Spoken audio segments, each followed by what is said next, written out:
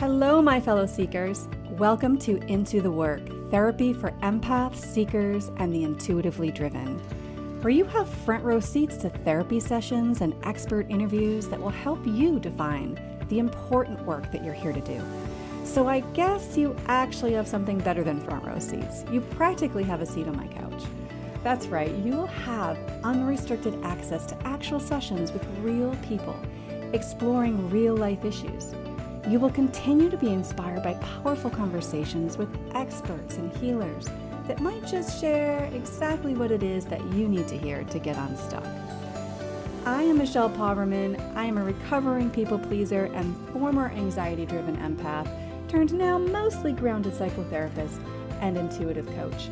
I have been helping people for almost 20 years manage their limiting beliefs and anxiety to finally stop the self-sabotage and step into their gifts.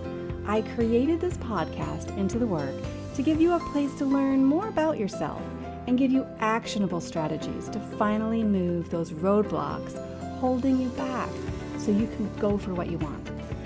Above all else, my hope is that this podcast is a catalyst for your awakening. If you're listening, you've already taken a step towards getting off of autopilot, and our next steps together will be taken episode by episode, waking you up to the possibilities, the new ways of thinking and being, so that you can stretch into that next level of your story. The spark has already been lit, and my friend, this is a journey from spark to brilliance. So together, let's light a fire.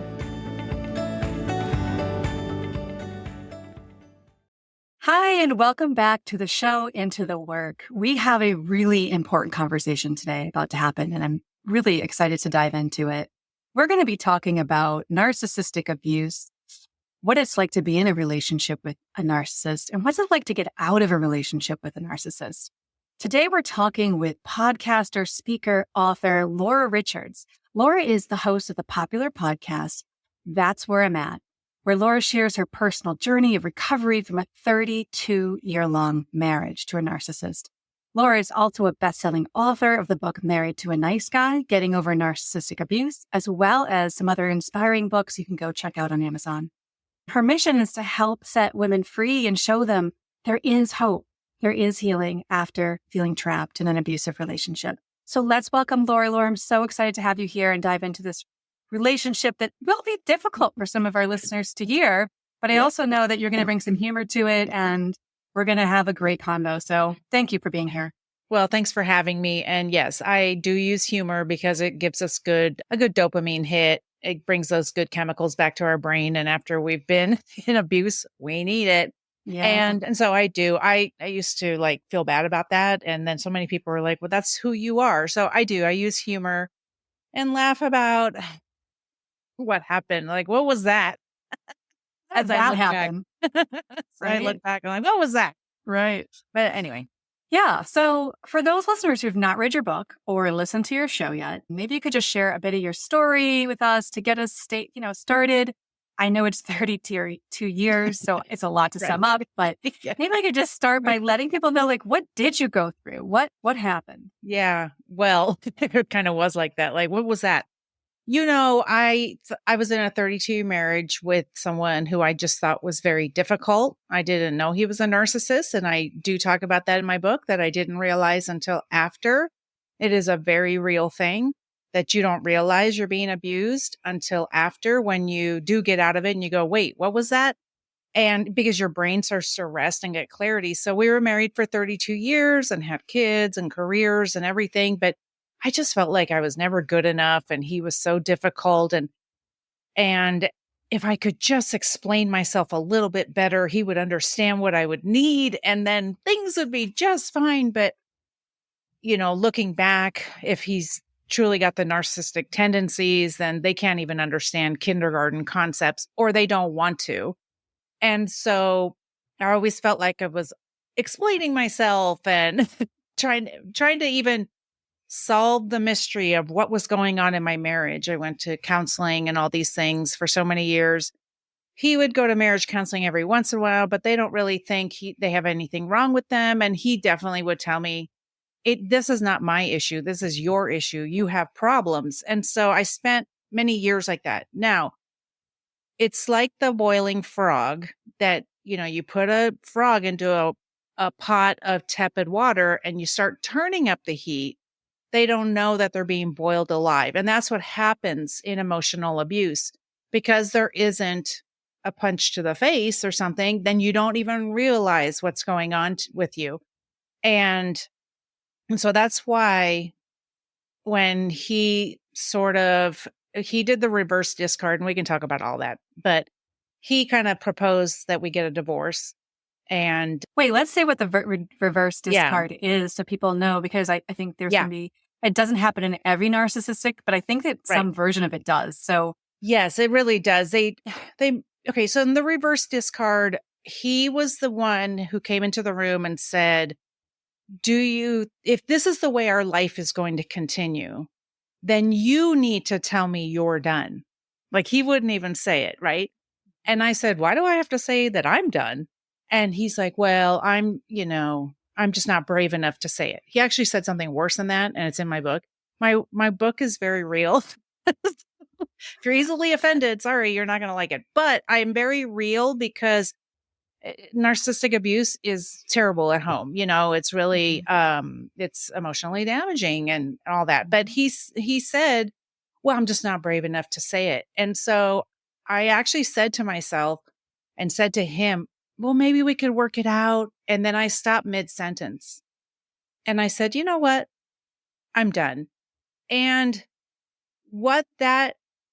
now he's able to say that I asked for the divorce, even though he was the one who came into the room to propose it. And this goes along with what they've been doing in the background, which is the smear campaign. They've been telling everyone what a terrible marriage they're in and how unhappy they are. And now they can say that that their spouse asked for the divorce, which is what he did, because I had plenty of people telling me that. I had my kids telling me that. Yes, dad's going around telling everybody that you gave up on the marriage and all those things. So that's the reverse discard. And you know what? I don't care. Feel free to say any story you want, because I know the truth. But there was I was so proud of myself for finally saying I'm done, because that took a lot of courage. That was not me, because, doing a lot of healing these last couple of years, it's a trauma response or a childhood trauma response that you are trying to convince others to treat you better rather than just leaving situations. And I didn't know any of that. I didn't know about boundaries. I didn't know about all of those things. I do now, but I didn't then, And so I was just trying to convince him every day, look how great I am. You're going to like me one day. It's the saddest thing. It's really sad to think that way, but it's true. And I did for a long time. But just appreciating, how much anxiety that must have been just in play every single day. And it's so erosive, right? And it's erosive for us to just be so self-abandoning, because we're feeling like shit because they're treating us like shit. And then now, right? And then we're like, but look at me, yay, right? Yeah. And, as empathic types, I don't know if you, relate to that at all, but as empaths, we tend to have a strong desire to seek to understand. So someone treats us badly and we lean in, where other people are like, they lean out, they walk out. They're like, we're done. Empaths, we lean in. We're like, hey, I gotta figure it out. I need to figure this out so I can fix this. And then I can save the day. And that's the people pleaser part too. I can save the day and I can get him to say, wow, you're amazing.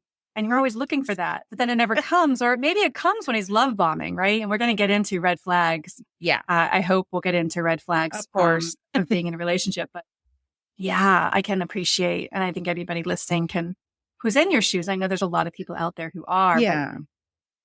There's different phases you went through in your relationship. And I imagine there was a phase, because I have some clients who are in phases where they're still very loyal to their spouse. So you could get on here talking about like, what an idiot and a jerk this guy was.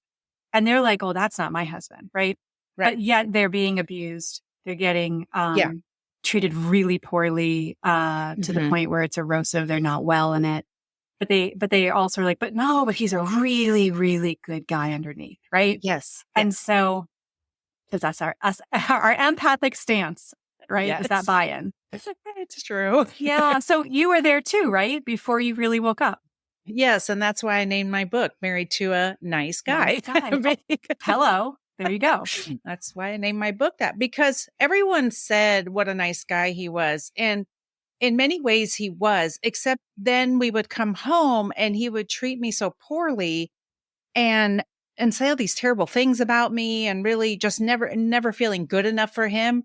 And so I didn't really find a pattern that way. Like when I look back at my journals, I'm like, Laura, were you sleeping? But I was, I really feel like I was, because look, I didn't say 33 years. We were together 33 total.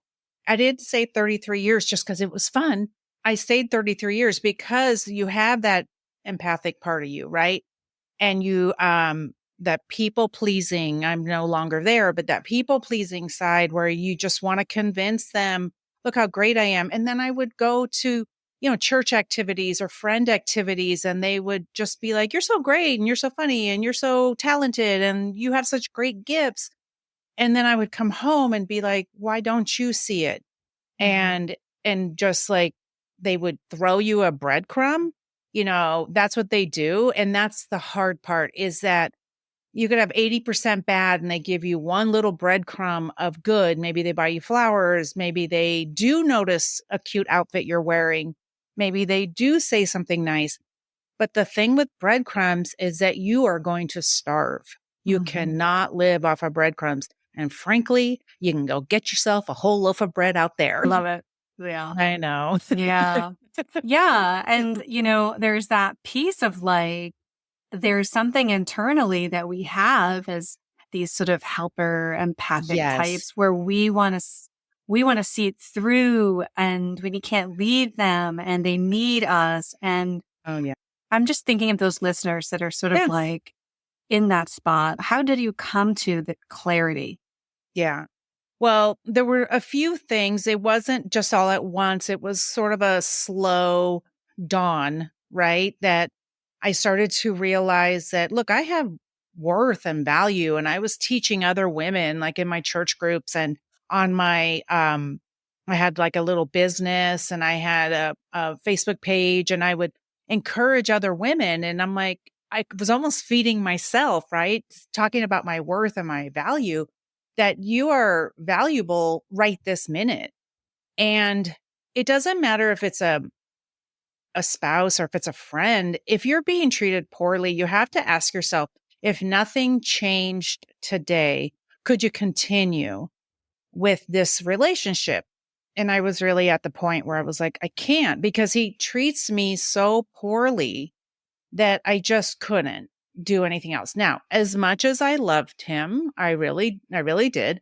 I could care less what he does, now. I don't really care, because when you look at what they've done to you, the lies, betrayal, everything else, it's so sad. The things I've uncovered, so sad. It was very easy for me to pull myself away and say, like, he made his bed, he can lie in it. He can do whatever he wants. This is not my problem. So people have said, well, my ex needs help because he had surgery or whatever. You know what? He's going to have to find somebody else. And I have had people reach out and say, like, well, what if he this? What if he needs that? And it's like, I don't know. That's not my problem. Why is this my problem? As people pleasers, we do want to go there. We've also been societalized that you stay married and people give up on their marriage too easily and all those things. Well, that's how women stay in abuse so much longer, because women, we tend to lean that towards that empathic side, right? That more nurturing side as women, the way we've been built. And so women actually stay longer than they probably should because of that. We're societalized to stay longer, and we're societalized actually to be people pleasers, that you serve others, everything for others, Mhm. which there's a balance there, because you can't do for others at the expense of yourself. And then you're nothing and you're a shell of a person, and then you're resentful. How many of us have felt that way? Resentful, bitter.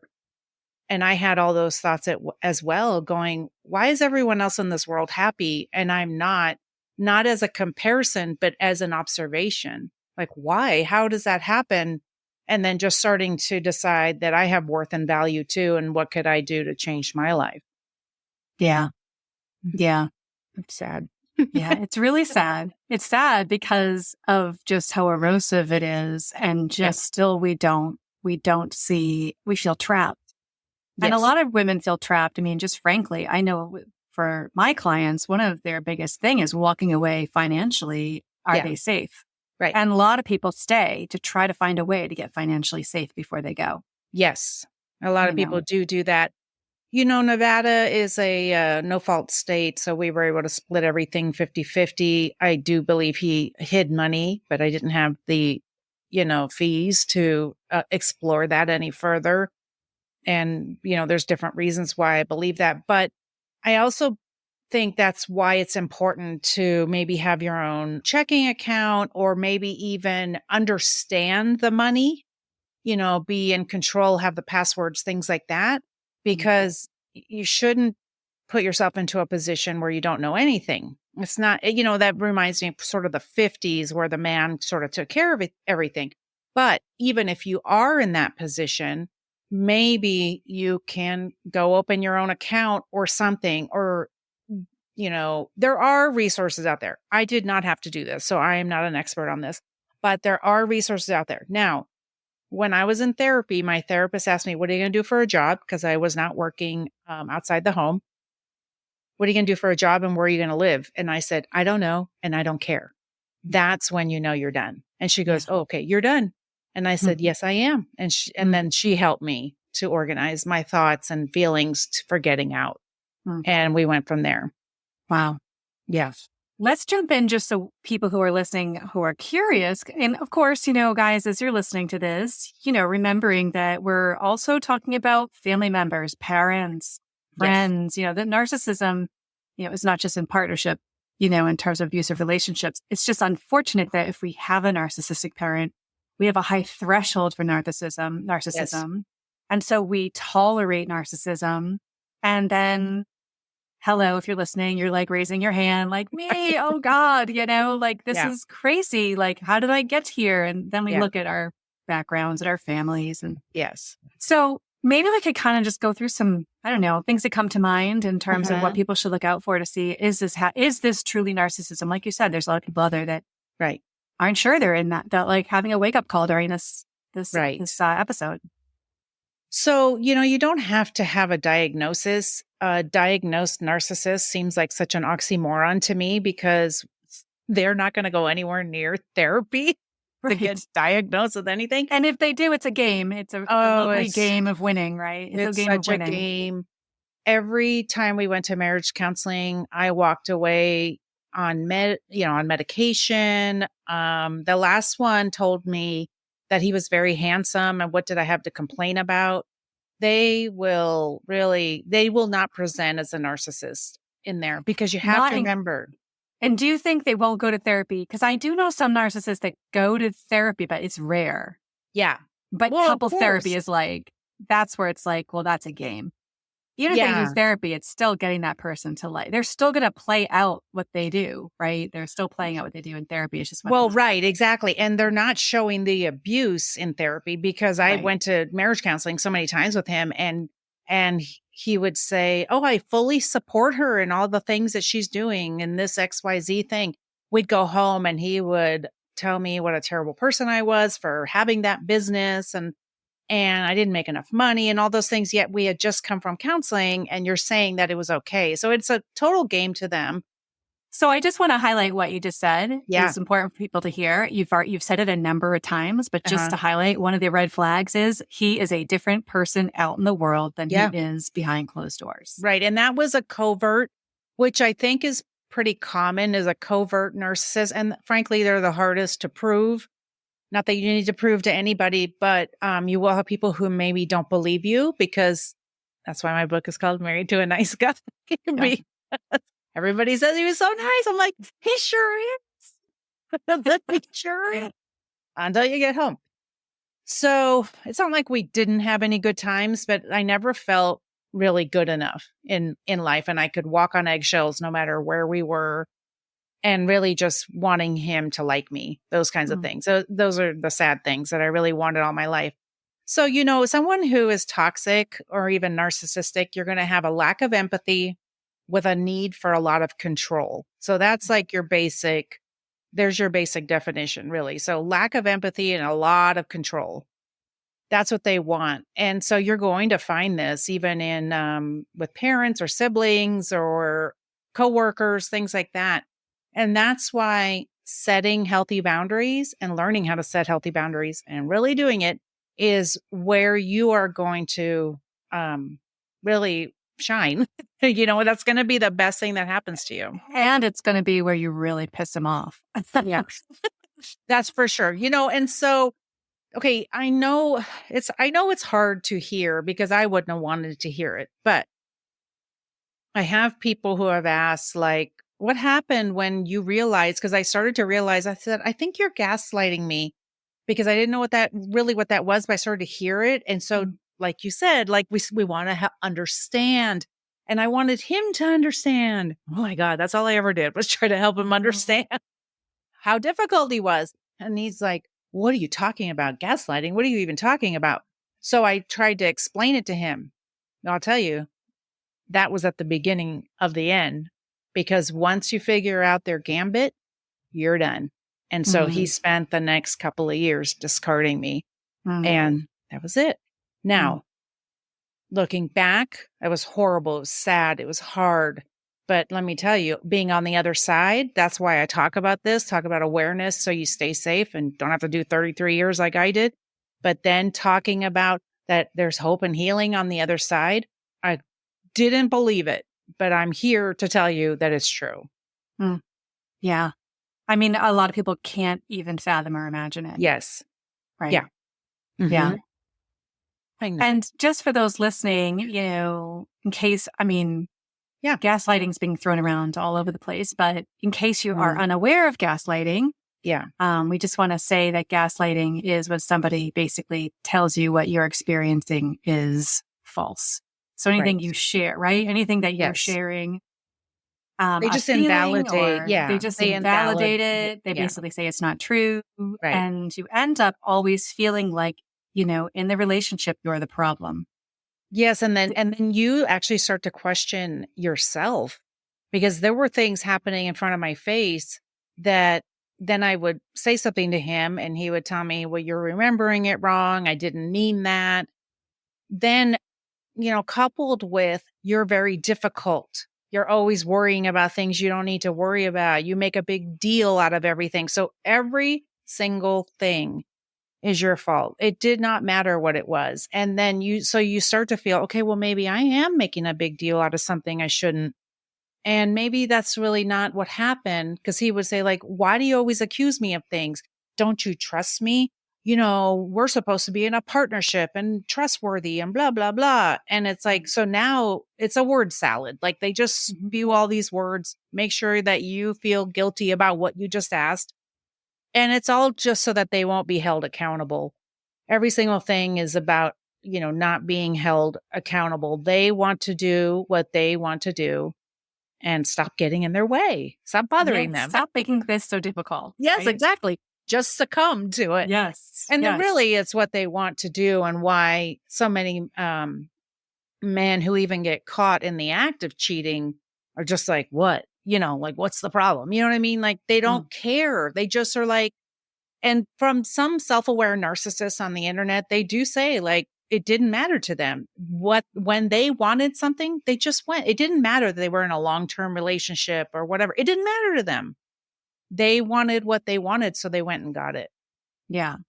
And well, not every narcissist cheats. It's really common. Because that can be something that says, well, look, I don't do that, right? I can be really mean and abusive, but hey, I didn't cheat on you. So what's your problem? So there can be that aspect. But one of the things you said to me once before when we chatted, is that many men who are narcissists, and we're kind of talking about men, and just obviously put out there that women are narcissists too. Yes. And this is not just about, man bashing, But but it is men. most likely most common men. Yes. And so narcissism, when you break up with somebody who struggles with narcissism, you can bet your bottom dollar that they're in another relationship pretty quickly, right? Yes, immediately. And possibly if somebody's waiting in the wings. And so that happened to me. And so that was really hard for me to understand until I really started researching narcissism and traits and sort of the patterns, because I do want to understand, right? It's part of that, right? But I did want to understand. And the thing that it helped me understand that it wasn't about me, that he had somebody waiting in the wings immediately was not about me, and that I'm worthless, even though that's how I felt. Okay. I felt, look, we were together 33 years and he was remarried within a year. Okay. And so that I felt thrown away like garbage, but I had to read those things that are like, no, they have to have somebody. They have to. It has nothing to do with you. Because if they don't have somebody, then they're going to have to take time to look at themselves, maybe do some introspection and be like, why did my 33-year relationship end? What could have been my part in this? They don't care. They're just like, get out of the way. You weren't following the rules anymore. Please leave. This girl over here is following the rules. She doesn't know about my gambit yet. And so she's in. And that's what happened. And until she figures it out, or she's unwilling to continue with the game, then she'll be there. And that's her, it's her problem now. And I hate to say something like that, but it's her problem now and not mine. So another telltale thing I know is just like that emotional roller coaster. And one of the things too that, right? Oh my gosh, it's just the rage, the way they come at you, the mean way they go about things. Because again, this is, it's just to be fair, it's also not fun to be a narcissist, but you just don't know it because you have no empathy for the people. So you're not like even certainly empathy. But what you can still, this isn't for everybody who struggles with narcissism, but I hear a lot. So there's the rage, and then there's the dark side emotionally, where they may threaten suicide or they may go into this dark place. I don't know if that's something that your husband did in your previous marriage, but that he goes into a dark place and then you feel like, oh my gosh, I need to save him and I can't leave. And then you're kind of getting that triggered, Right. And so we will see this because our son dealt with drugs and alcohol. And so we'll see this too with family members or loved ones that deal with drugs and alcohol. We can't save them either. And so narcissists will, if you say you're going to leave, sometimes they do threaten to kill themselves. And it doesn't mean they won't, but many of them are bluffing to get a reaction out of you, to get you to come back in, to stay with them, to don't abandon me, that kind of thing. And I sort of do make fun of them. Sorry, because it is a show. It's an act many times. Now, we just have to be strong. And that's where you're learning to set boundaries, because it's not our responsibility. Yes, you've been with this person for years and you married them and have children with them and all that, but it's not our responsibility to that. Look, that's taken a lot of years of work for me to get to that point. Okay. For me to be able to say that. But it also was something I learned when my son was going through drugs and alcohol. And I always tell my son, you having that rock bottom moment in your life sent me to therapy. Okay. And it is there where I found my voice and understood what was happening and that I needed out. And he always feels bad about that. And I'm like, are you kidding me? It's like, you never know what that dark and twisty road is going to take you on. You don't know. And so lean into those times, even if they're hard, and, learn those lessons and just kind of, you just have to learn the lessons and grow from it. So that it's going to take you to the other side and you're going to get something out of it. And that's what it did for me. Yeah. Well, that kind of leads us into kind of just having a little discussion here about how to end a relationship. with somebody? Are there things to keep in mind Yeah. to do it safely? Are there things to keep in mind, Right. for your own well-being as well? Because, it's a real shaky ground trying to get out. Yeah. And you are like, as you said, you were like, I don't care. I don't care Right. that I'm financially not okay. I don't care. Like you I were at the really didn't point where you care. just don't care. I love that quote you said, if nothing changes, can you Yes. live like this for the rest of your Right. life? Mm-hmm. If the answer is yes, I can live like this for the rest of my life. Okay. But if Right. you're like, I cannot live like this for the rest of my life, Mm-hmm. and we know, and if you're listening, you probably know that it's not going to change. Right. You can And hope. it won't. And they won't change. And every little time that you allow something, and I'm not trying to shame anybody, but every time you allow something, even if they're manipulating you into allowing them to do something, it just gives them permission to do it again. And so things won't change. And actually, it's detrimental to your mental health and to your health. So even if they don't physically put their hands on you, which some do, and they will escalate, and you might be in danger, my mental health, I was to the point where I did not want to be alive anymore. Mhm. Okay. So, and I don't think he would have cared. He would have been like, so sad. She's gone. Great. Now I'm free to go be with my girlfriend, which he did anyway. So it doesn't matter. It just, they seriously, I'm very like no nonsense when I talk about it and really straightforward because you have to take them off their pedestal because they've put themselves up there. They convinced you to worship them, and we have to take them off that pedestal. They do not care if you live or die, and they will replace you immediately. And that's it. And I'm sorry, but it's so true. It is so true. And if this is a very common thing, they want to act like they didn't have somebody waiting. I don't know how many stories I've heard. Yeah, they immediately had somebody. And they're usually they've been working on it in the background because that happened to me. The grooming of his next wife right in front of me happened. And that happened to me. I was groomed in front of friends and in front of my ex-boyfriend, to be the next one. Mhm. You just become that person. Oh, they're so great and everything's so Mhm. great. Mhm. They love bomb you to death, So, if the thing about leaving a relationship like this is that you should do it quietly, don't announce it sort of thing. Like don't announce every little step you're taking. Don't make announcements like I'm going to do this and this and this and I'm getting an apartment and you can't stop me. Like I know we want to do that, but you just have to be careful with that. You just can't because some people they'll try and love bomb you to stay. It may get physical if there's physical issues. And if there's physical abuse, you're going to have to research it a little bit more. But leaving quietly is the biggest thing, getting your own bank account, those kinds of things. But leaving quietly is the way to do it. You don't have to announce it.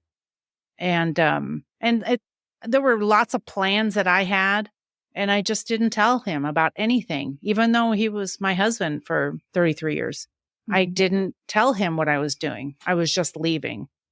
I'm Yeah. like, I'm taking this and packing this. And he'd be like, okay, that's it. I'm not going to tell you anything else. I'm not telling you what I'm doing with it, where I'm going, how I'm living. I'm not going to. Mhm. Yeah. It's not easy. And the other thing I would highly recommend is blocking them on everything and, just blocking on all social media and on your phone. And if you have to co-parent, then use a co-parenting app and only have discussions about your children. Don't have any other discussions because you are trying to have a logical conversation with an illogical person who is going to turn this around to make it be that you deserted them and you're a terrible person. That's what happened to me. Now, my friends who are close to me understand. But when I heard he was saying that I left him, and I'm like, wow, okay, I'm going to write a book and let everybody know how it went down. But yeah, but they will tell. I mean, I have a friend whose husband walked out on her 3 years ago. And so she finally said, I have enough money. I'm going to get divorced. And he's telling people that she's divorcing divorcing him. And I'm like, oh my gosh, they're all they're all the same. Yes. Like maintaining that outside in the world. Yes, they exactly. have something to maintain, and they are not going to let you mess that up. So, right. And so, no, absolutely not. It needs to be your fault. That there's no empathy. No. There's no emotional intimacy that's real, not really. I mean, it may have appeared real at times, right? But yeah, and that was really hard to understand. Yeah. I don't know how deep we want to go, but there's certain things like to think about that the 33 years of my life were a lie. Oh boy, wrapping my head around that one was really hard. And then, the intimacy thing is that you really feel so connected with them during that time. But from what I understand, it's really the only time they're paying full attention to you. They're not worrying about anything else or anybody else. And that attention you've been craving, they're actually paying attention to you. And so it feels like when you look back, like it was this wonderful, intimate thing. And so I am in some groups about narcissism. People say like, oh, I miss the sex. And I'm like, okay, well, let me break it down. It's like, this is why you miss it. And we have to remember our brains are very powerful. We want those dopamine hits. That's why we want to look at their social media and see what they're doing. That's why we want to send them text messages that say you're a big, fat, stupid jerk. And while they feel good for that second, it's, no, don't do it. Don't do it. It's only a one. So that's why, look, there's plenty of time for wine and cake and Netflix, but you got to get out there and do those things that are going to give you really good dopamine hits, doing hobbies and exercising. And if you need to, I had so many friends who were like, send me the text, don't send him the text. And I'd be like, okay. That's like really great advice. Yeah. Send me the text. Don't send him the text. Yeah. Yes, exactly. So that way I could I want to be like, you're such a, because I did, and I do talk about it in my book. I did send him a really vile text, like vile. I didn't even write down what I wrote because it was so vile. And I didn't care, because when you have that much anger inside of you and people want to tell you that it's not okay to be angry. Yes, it is okay to be angry. You have been lied and betrayed to, and so it's okay. It's okay to be angry. And, but we don't act on our anger. We don't go to jail for anybody. So no property damage and no bodily harm. Yeah. So don't do that. Don't go with the crowbar and slashing the tires. Oh God, it's so tempting. Right. Just listen to the Carrie Underwood song. And that's it. Don't do anything else about it. Right. But I think maybe to at least hear, you weren't in a total lie. For 33 years, you loved somebody, right? Yes. You bent over backwards to love somebody. Yes. You worked so hard, and you should be so proud of yourself for how much you put into loving somebody. No, and I am, and I've seen memes where it says like, if I love somebody like that, for so long, I can't even believe what it's going to be like when it's somebody who's great. You know what I mean? And so, so good, but the thing you have to remember is you want to love yourself that much. That's how much you want to love yourself, to the point where I'm trying not to overcorrect to the point where nobody can get in. But I'm not at a point where I really want to get out there and meet people and stuff. I've only dated a couple of times and I'm like, I'm not ready. I just don't feel like it. I'm just not into it. I want to love myself so much that the perfect person comes along. And I'm not saying perfect in general. I'm saying perfect for me. I know, because I said to my daughter, I said, the last date I went on, he didn't even stand up when I got to the table. She says, Mom, what year do you think this is? I go, I'm 57. He better stand up when I get to the table. That's what I want. I like a door opened. I like stand up when I get to the table. I'm not asking for much. The date was over the minute he did that. But she was so funny. She's like, Mom, what year do you think this is? Yeah, right. That's funny. Well, this has been amazing. I think it's going to be really helpful to just have Hope this so. broad conversation. I think there's just a lot of people that, well, I know there's a lot of people, and there's a lot of people that are in these Yeah. relationships, and they're in that spot, where they're coming to the realization that this is so messed up. They're just getting so unwell. Their friends and family members are like, you're not okay. Their anxiety Right. levels high. And of course, every individual, they're humans, so they're also individualistic. So they're not going to follow exactly to a T what you went Right. through, but it's definitely, if your partner does not have empathy, Yeah. if your partner is a different person to the rest of the world than Yeah. you, if you see a dark side that is Yeah. that belittles you, Yeah. that makes you feel small, And it's highly controlling. and it's highly controlling. Yeah. These are important things for you to listen and pay attention to. Yeah. Right? Mm-hmm. Yeah. Those are going to be the key things. And we all have to make compromises, but there's no compromising with someone who's this toxic. The only compromising you're doing is with yourself. That's it. Can you put up with certain things? We all make compromises in marriage, talking about different things, but no, this is highly controlling. You're doing everything wrong. You feel terrible about yourself. I mean, I didn't even want to be alive at the end. So I knew that I had to do something. I had to change my life some way. And you know what? I don't feel bad. I gave it my all for 33 years. And I really feel good about that. At the end of the day, I feel good about what I did in spite of everything I was going through.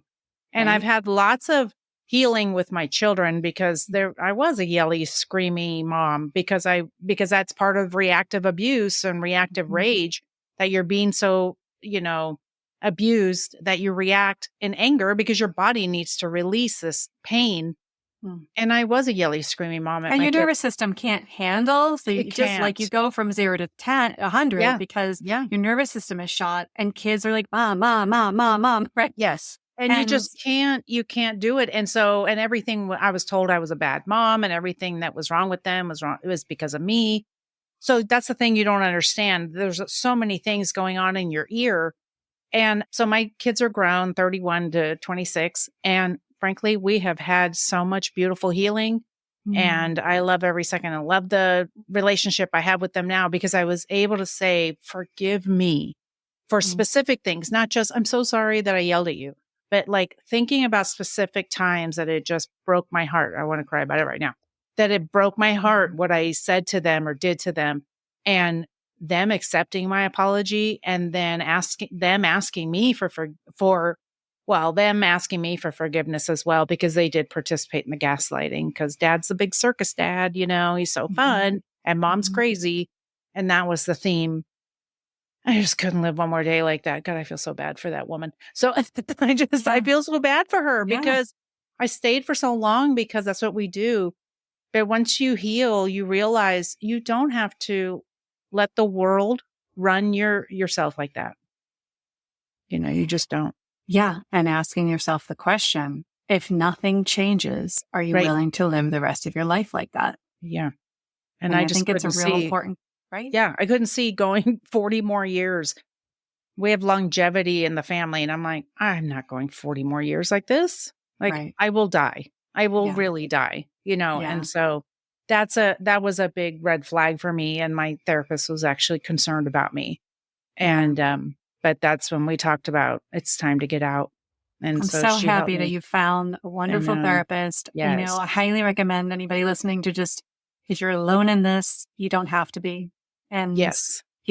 be hopeful. And you're showing us the hope that's on the other side of this. That's right. Yes. And it's all about you have to rebuild yourself because you've been knocked down so much. Kind of sometimes we just forget who we even are. Who are we when we're not dealing with our narcissist, right? Yes, for sure. That's the thing and then what I learned was I didn't even really know who I was my whole life. And so I'm learning all about me. Every once in a while, I'll do something. I took a painting class the other day, and people were like, that was your first painting and it looks really, really good. And I'm like, you never know. You just never know what's out there, because I've never tried these things, because I was so I just didn't have the self-confidence. I didn't have anything. And so now I'm like trying all these things. And thankfully, my therapist did tell me that. She said, say yes to a lot of good things and figure out what you like. Because the first time somebody asked me to go hiking, I started crying. And I was like, oh, trigger. And because that's what he liked to do. And so it's okay. You're like, I don't even know if I even like that because it's what he wanted to do. I don't know if I like hiking. And she said, go hiking and find out. And I was like, okay. And I did. I think that's a really good tip for someone in the relationship to hear. Maybe you agree with this, right? That if you're not ready 100% to get out because you're just not there yet. Yeah. Maybe one of your tactics is just start saying yes to you. Yeah. Put on your noise cancellation and just try to focus on you. What do you need to build yourself up? What do you need to feed your soul? What kind of journey do you need to take? Can you go away by yourself? Yeah. A lot of moms have a hard time with narcissistic husbands because the husband this is just a setup, again, just to focus on gender, but the husband typically will be like, oh, I sleep in till 10 and there's rules not to bother him and he only gives so much, right? Yes. Right. And so there's this sense of like, I can't go do anything. There's no freedom for me to explore myself because I don't have a partner that really shows up the way that, I need them to. But I think there's always an answer for you. There's always support somewhere. There's always like, a parent or something to just start to say yes to new things, start to remember who you are. Right. Do you think that's possible to start doing in the relationship? Well, if you're in a toxic relationship, it's going to be harder because if I would have brought home the painting I brought home the other day, he would have just been like, okay, because this is what happened to me all my life. It was like, okay, well, it's not like it's professional. You're not going to be able to sell that or whatever. It's not just like, oh my gosh, that was your first painting or you did a great job and the colors are beautiful. Nothing like the way my friends did. And that's why I lived off of having those relationships with friends because they really helped build me up. And you need those friends that can see the gold in you to pull that out. Because if you've been struggling for so long to have with somebody who's always putting you down, even if you're still in the relationship, look, you have to even consider that. Like, parenting isn't just about one-sided and all those things. And I don't encourage divorce. I just encourage that if you're in abuse, you have to get out. It's for your own safety. And really, you think about, what are you teaching your kids? Our kids were grown when we got divorced, and they all knew what a horrible marriage I really felt like I had. And as much as we tried to hide it and act like we were happy, they didn't think we were. So I didn't stay for the kids. I really thought I was going to stay married forever. But people who stay for the kids know, and you're teaching them that you stay for abuse. You stay when it's bad. Yeah. Would you want your daughter living in a marriage like that? Would you want your son living in a marriage like that? Would you want your son? That's a great question. What a great question. Do you want your son treating their wife like that? I mean, those are the things if it's not okay for your kids, then it's not okay for you. Right. And they're smarter than, you have to be careful. I know people have said, like, my kids say to me, why are you breaking up the marriage or whatever, things like that. And I'm like, okay, but you have to remember, you are the adult. Even if they're grown, you are the mom, you are the adult in this situation. You make the decisions. That's why healthy boundaries is important. That's what you got to start working on first, is those healthy boundaries. Because if you don't know how to set healthy boundaries, you're going to get walked on for the rest of your life. And it's not about being a jerk. It's about your mental health and your self-worth. Yeah. Amen. End of story. That's it right there. That's it, period. That's it, right? Your mental health, your well-being, love for yourself. Yeah. Right? All of it. Compassion for yourself, forgive yourself, and know that you had the strength to be in a relationship like this. Yeah. Trust me when I tell you, you have the strength to get out of this relationship. You have the strength to build a life. There are so many muscles that you have not worked on in so long. That you just have to get out there and start using them, and you'll realize who you are. Yep. Right. Well, I wanted to say real quick, I know we're wrapping up, but one of the things when I left, about a month later, my dad said to me, I was really worried about you. And I said, why? He's like, well, I just didn't know how you were going to be able to live without him. And I was like, Wow. oh, and I was like, oh, okay. Well, I've done pretty good. But that's how poorly everyone saw me. That's how small everyone saw me. That's how small you probably got in the Oh, relationship. yeah, for sure. You know, I was so small and quiet and I didn't even, and then I walked out of there and I was like, I didn't start writing my books and doing my podcast right away, but I was like, I'm going to do things. And they were like, wow, we were so worried about you. God bless America, really? But that's, I was like, if you should worry about anybody, it should be him. Actually, I didn't know at the time he had somebody helping him. They're not going to do anything on their own. They're helpless little babies. Yes. Yes, exactly. There'll be somebody else to help them. Don't worry. Somebody about else them. helping them. Well, thank you so much, Laura. This is so good. I loved meeting you. I love this conversation. I think it's going to really touch some hearts. It might stir some things up for people, Yeah. but know that there's help out there, you guys. Reach for it, go for it, seek it out, and get honest with yourself, because this is your one life right here. This is the one you're living now anyway. And that's right. This is your soul's chance to come here and evolve and expand. And you're meant to be in love with life yourself, right? You're not meant to be in that kind of pain living small. So that's right. Thank you, Laura, for sharing your story. How can people find you? Let's just let them know real quick. I will put everything in the show notes. Sure. Well, thank you for having me. My podcast is That's Where I'm At Podcast. You can find everything on That's Where I'm At Podcast.com. Everything you ever wanted to know about me, my books, my journals, and my podcast. And if you want to tell your story, if you want to chat about anything, so That's Where I'm At Podcast.com. They can find everything. I'll send the link. Yes. And all the good stuff. All right. Yes. Thank you, Laura. Thanks so much.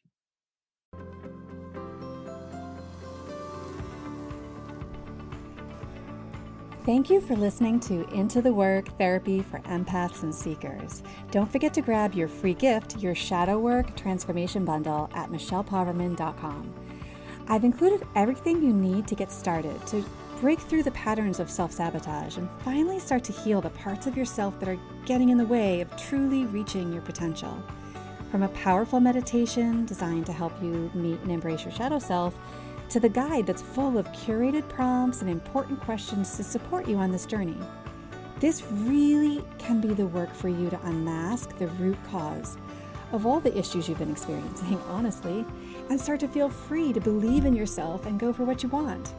The link for this free bundle is in the show notes. And if you like this episode, I would be so grateful if you could take a moment and rate, click and follow, and leave a review. Of course, you can always follow me on socials at Michelle Poverman. And keep in mind, as you embark on your journey from spark to brilliance, remember, the universe is always conspiring in favor of your awakening. Everything that's happening is in support of you lighting your own fire within. So until we meet again, may your path be well lit and your heart be guided. Shine bright, seekers. Until next time.